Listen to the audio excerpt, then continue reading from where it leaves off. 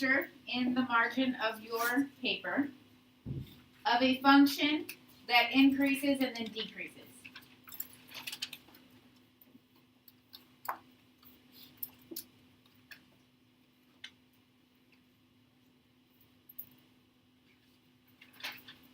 What's happening in between? So we increase and then decrease. What could we call that point in between? It changes direction. What else could we describe it as? Oh, okay. A maximum? Okay, now continue your picture where you're decreasing, then switch it to increasing.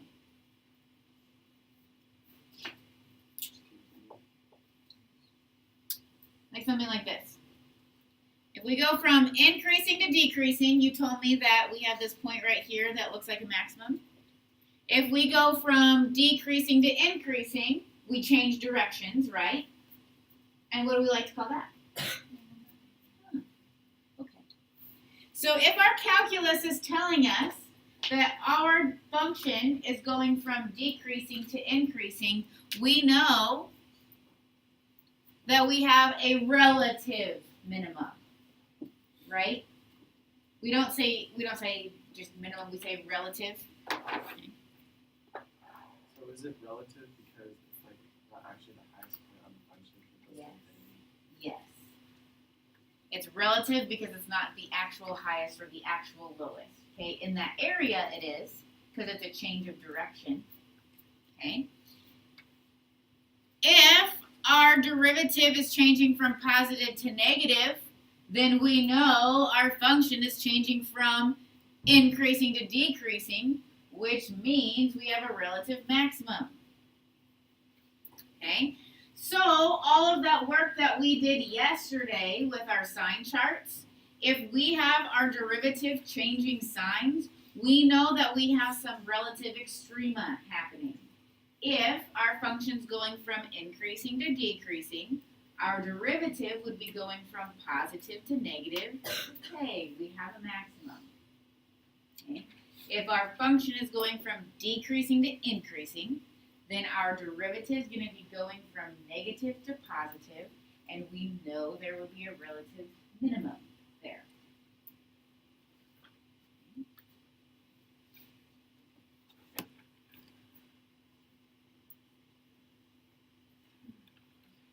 Have we seen a function that when you do your sign chart, it doesn't go every other?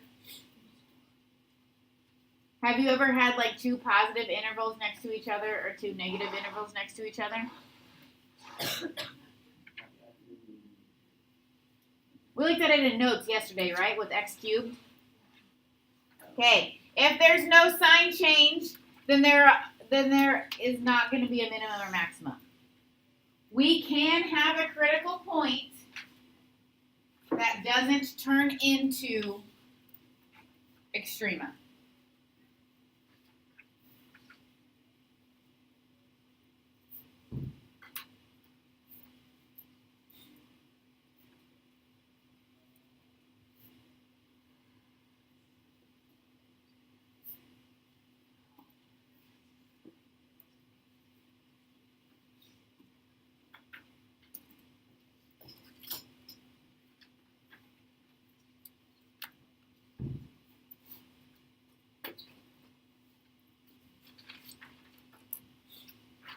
All right, ready?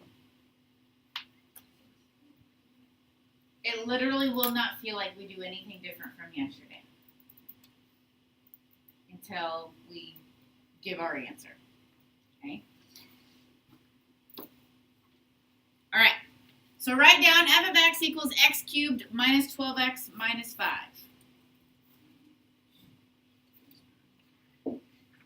Will you remind me, is this the same from yesterday? Okay, so let's talk through what we did yesterday. Yesterday, we found the derivative to be 3x squared minus 12. We set it equal to 0.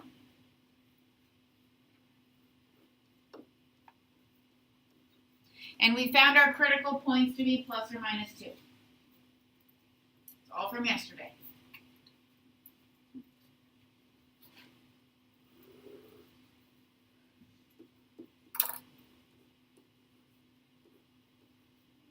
We put the critical points on a number line. We took values in these intervals and plugged them into our derivative. And we ended up with plus minus plus, right? Okay. Yesterday, I was worried about increasing and decreasing intervals. So yesterday we talked about how this function was increasing from negative infinity to negative 2 and 2 to infinity. And that the function was decreasing from negative 2 to positive 2. Okay? Well, now I want to look at this and I want to determine any local minimum or maximums. And look, I just say the x values. Right now we'll just talk about what happens with the x values. Okay? So do you see a moment where our derivative goes from positive to negative? Right here.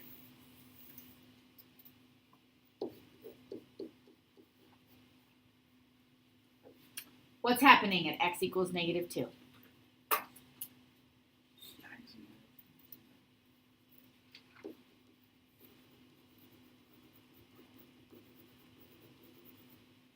At x equals negative 2, we have a maximum.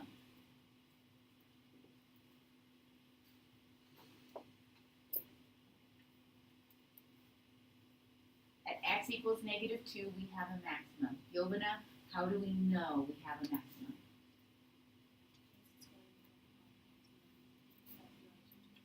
Okay, our derivative is going from positive to negative, and she even drew this with her hand. Our derivative is going from positive to negative. So we know that our function is going from increasing to decreasing. So we have a maximum. So you need to explain that to me. If you ever see the word justify, you have two options. You can say the derivative is changing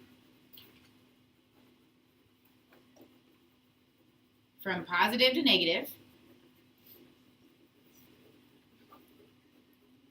Okay, or you could write it this way. At x equals 2, we have a minimum. Okay? At x equals 2, our derivative is changing from negative to positive. So we know that our function is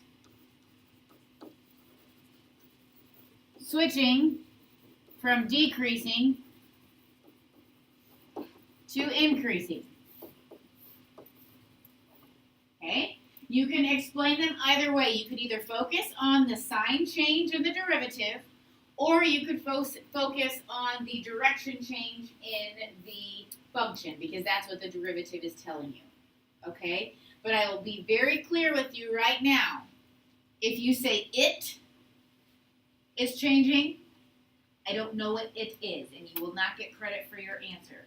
You need to either tell me about the derivative or the function. F of x, f prime of x. I don't care which description you choose to write, but you better be specific with what you are describing. It is changing from positive to negative is not acceptable. The derivative changing from positive to negative is very acceptable. Do you see the difference in what I described?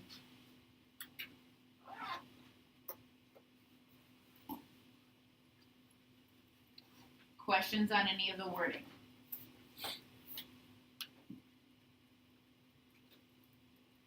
Okay, let's go to the second example we did yesterday. I think this was a 9 instead, though. I'm just going to save some time. This was the second example we did yesterday. Do you agree? Yes? Okay. So we've already found this derivative to be 2/3 times x squared minus 9 to the negative 1/3 times our chain rule 2x.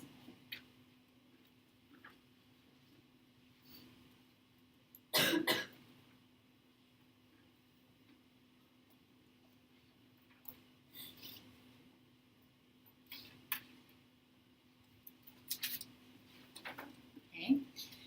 Simplified. We have 4x over 3x squared minus 9 to the 1/3. Okay. And we found critical points to be at 0 and plus or minus 3. 0 is where our derivative is 0, plus or minus 3 is where our derivative was undefined.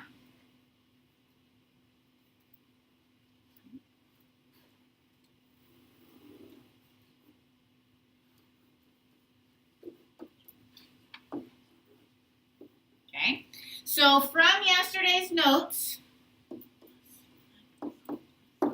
this was our sign chart for f prime.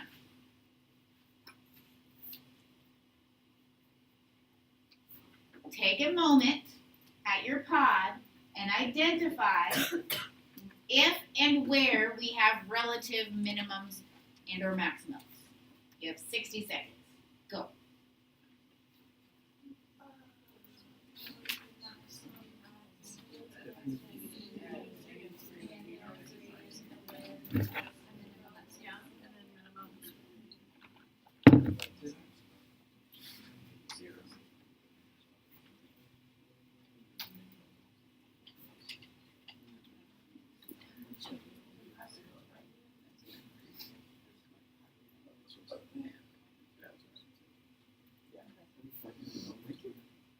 Turn my graph.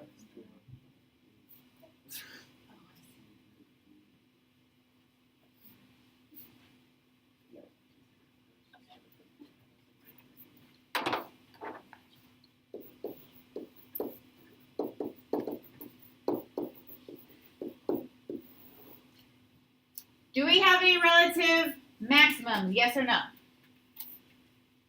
Yes. Yes? Okay. At which x value do we have a relative maximum? Chris, where do we have them? 0. A 0? Negative. So not 0? Well, my signs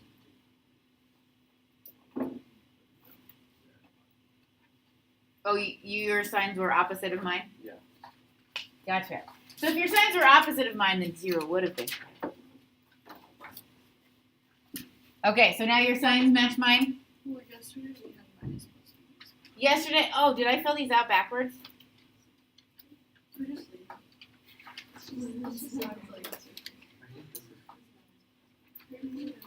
Yesterday we had minus plus minus. Oh,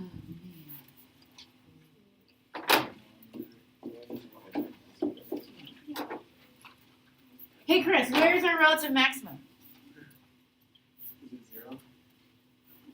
Why is it 0, Chris? Because it's going from positive to negative. It's going from positive. The derivative. Ah, the derivative is changing from positive to negative. Excellent.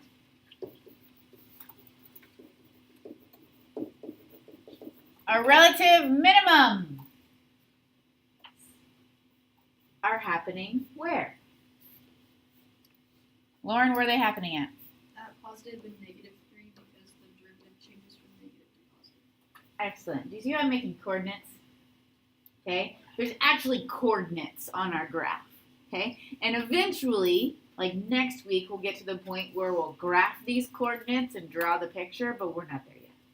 Okay. How would I get the y value for each of these coordinates? Plug it into which one? Maybe you should talk about it at your pod real quick.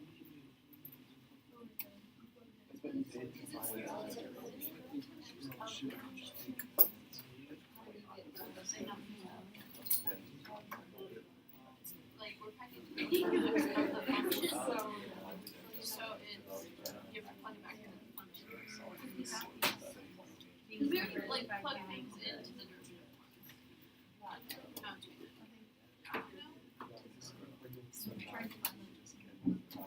All right, so let's do this again.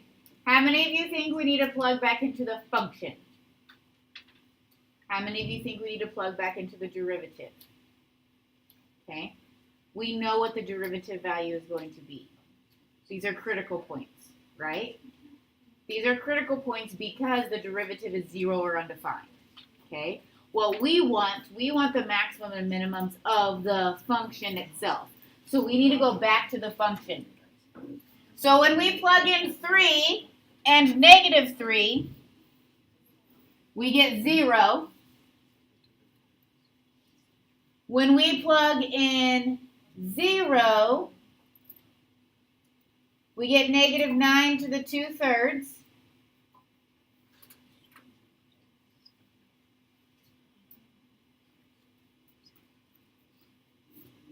Which is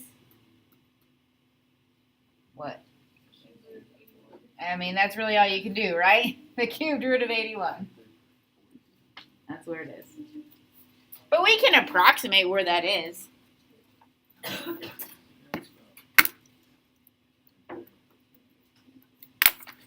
Okay. I am so sorry that my signs were backwards. Thank you, Chris.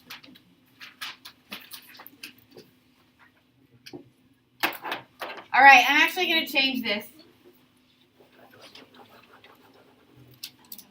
to x squared plus 1 over x. This is our last algebraic problem, and then we're going to look at some graphs. Okay? So I want the relative extrema of f of x equals x squared plus 1 all over x. What I would like you to do is take about 3 minutes and come up with a derivative and critical points.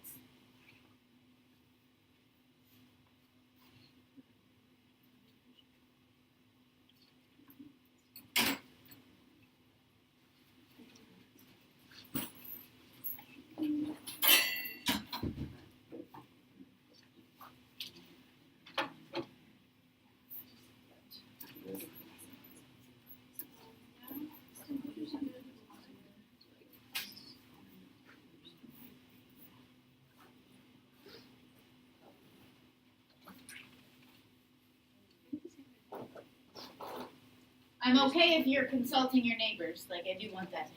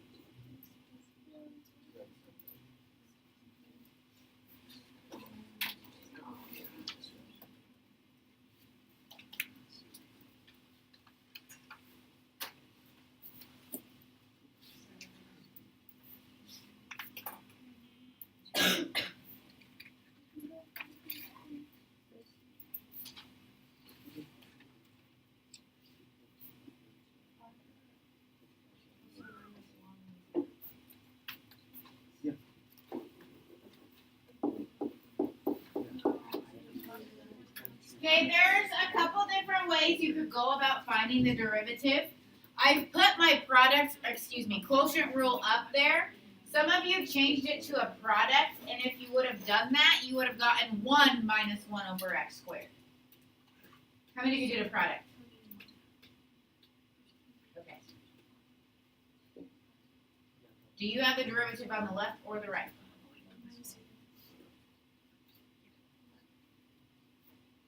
Okay, but yes, we have one of those. Okay. Why I wanted to bring this up, okay, our critical points here are numerator equals 0 at plus or minus 1. Our denominator equals 0 at 0. Okay?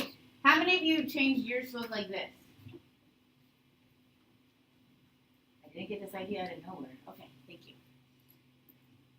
You're still going to get plus or minus 1, but you need to understand that since you're dividing by x squared, 0 would make that undefined. So even though you don't have one big denominator, 0 is still a critical point because it's going to make that piece of your derivative undefined. Okay? Questions about our critical points or our derivative?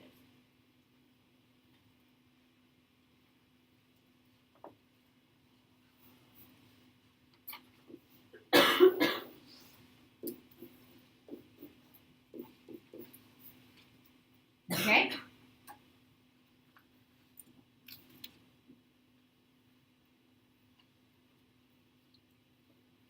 I'm going to just save us some time. If you plug numbers into the derivative, this is what's going to happen. I want to make sure we have time for our last activity. Okay. Okay. Do we have a change in sign here? Okay, it's going from positive to negative. The derivative is going from positive to negative. So we would have a relative maximum. Here, our derivative is going from negative to positive. I'm just making a little note to myself that this is going to be a relative minimum. But here at 0, we're not changing sign values in our derivative. Do we have extrema there? No. Okay. We go from decreasing to decreasing. Nothing's happening there. Okay, well, something's happening there. There's an asymptote. That's why. But it would not be extrema. All right? So we have a relative maximum at negative 1 something, and we have a relative minimum at 1 something. Okay? I'm not going to write out my justification. We're just going to talk about it verbally. Okay? But if we're talking about a maximum, our derivative is changing from positive to negative, or you could describe our function as changing from increasing to decreasing. Okay. Let's see. Where do I plug that negative 1 into if I want the coordinate? The original. Okay, so negative 1 squared plus 1 all over negative 1. Okay, and if we plug 1 in, we would get positive 2. All right, isn't that kind of nice how it's just one more step? It's everything that you did yesterday, plus just identifying what's happening when we have that change of direction. Okay. So we're going to work on one more thing. I've given you the equation. I've given you the equation. I've given you the equation. What happens if I give you a derivative graph?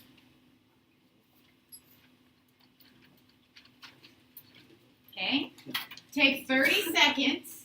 Where do you think our function would have maximums and or minimums if this is our derivative? Just throw out some ideas in your pod. 30 seconds.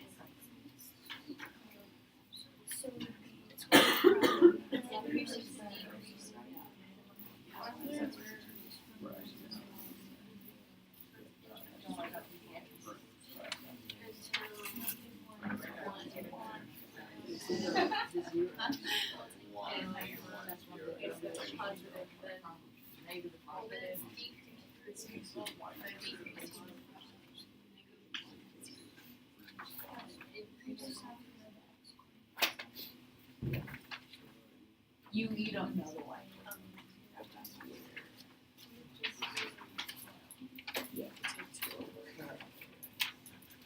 Okay.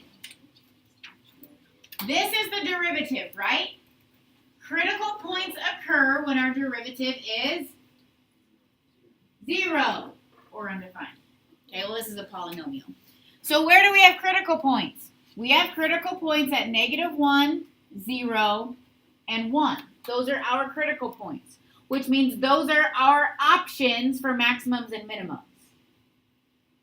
A maximum or minimum has to occur at a critical point. Okay? So, do you see how this derivative is changing from positive to negative? Positive here, negative here. We have a relative max at x equals -1. Where else does that happen? At +1. Our derivative is positive here, negative here. Okay. What's happening at x equals 0? Our derivative goes from negative to positive. So we have a relative minimum at x equals 0. If it helps, you could make a sign chart for this, right? -1, 0, and 1 were our critical points. Our derivative was above the x-axis, below the x-axis, above the x-axis, below the x-axis. And if you want to look at it in a sign chart, go for it. Okay? I need you to practice. Grab a pink sheet.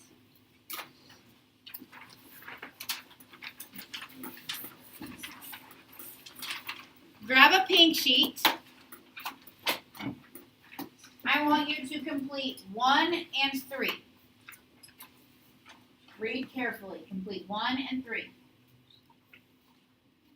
Together, so you can talk to each other.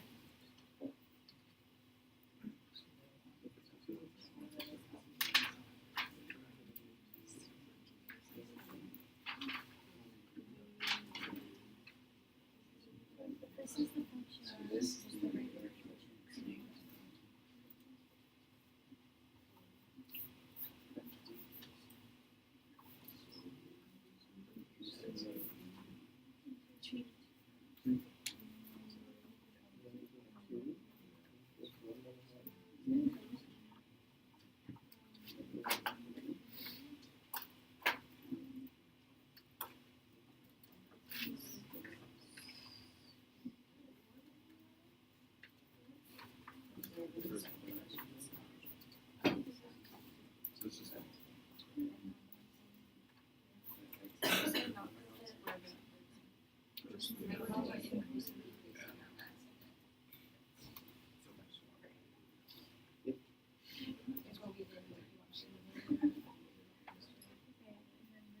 I thought this was the derivative. So then it would probably be like this decreases, and this graph below is the function. In number 3, you get to do the derivative. Do you see how they're the same picture?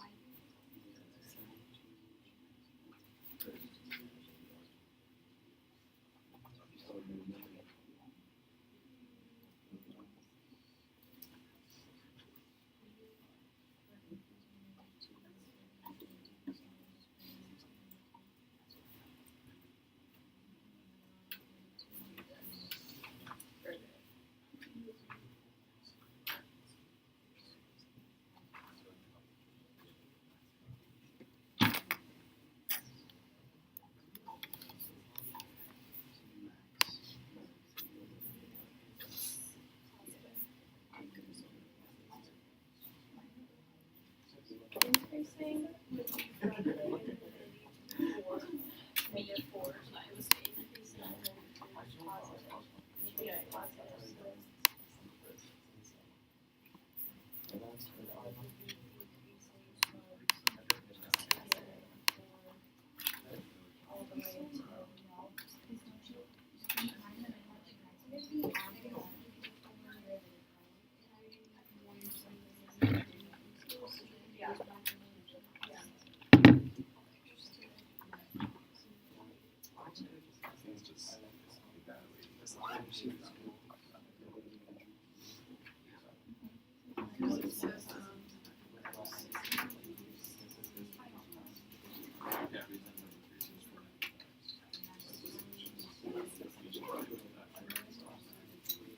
Okay, we better talk about this before the bell rings. Okay, intervals of increasing and decreasing. Caitlin, what did you say for 1A? Increasing -1.5 to infinity, and then decreasing -infinity to -1. Okay, we are decreasing and then increasing. Okay, so our relative extrema, Sean, where do they occur? Minimum at x equals -1.5. Okay. And you could even say -1.5 comma -6, right? Whether you said x equals -1.5 or you gave the coordinate, because we can give the coordinate since we have the actual function, okay? We know that because the function is going from increasing or decreasing to increasing, excuse me. All right. That's perfect. Okay. Intervals of increasing, decreasing for number 3A. Increasing, where are we?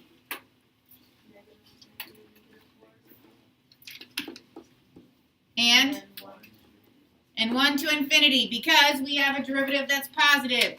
Decreasing would then be -4 to 1. Okay. Maximum.